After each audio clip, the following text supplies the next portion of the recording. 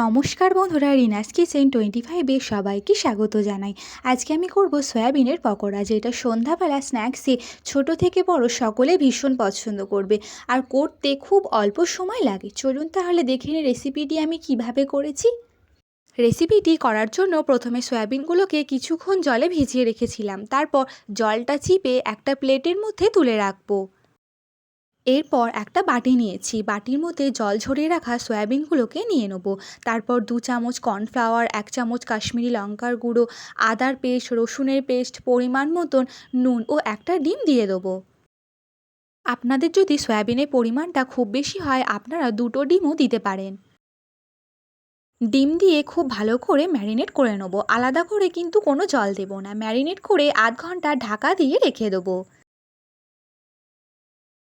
আধ ঘন্টা পর কড়াইতে রিফাইন অয়েল দিয়ে দেবো। তেল গরম হয়ে গেলে তেলের মধ্যে ম্যারিনেট করে রাখা সয়াবিনগুলোকে এবার লাল লাল করে ভেজে নেব। লাল লাল করে ভেজে নিলেই তৈরি হয়ে যাবে দারুণ টেস্টি এই সয়াবিনের পকোড়া। রেসিপিটি করতে খুব অল্প সময় লাগে আর দারুণ টেস্টি খেতে হয়। আপনারা কিন্তু বাড়িতে একবার ট্রাই করে দেখবেন। রেসিপিটি কেমন লাগলো অবশ্যই একটা কমেন্ট করে জানাবেন। ভালো লেগে থাকলে লাইক, শেয়ার, সাবস্ক্রাইব করে পাশে থাকবেন।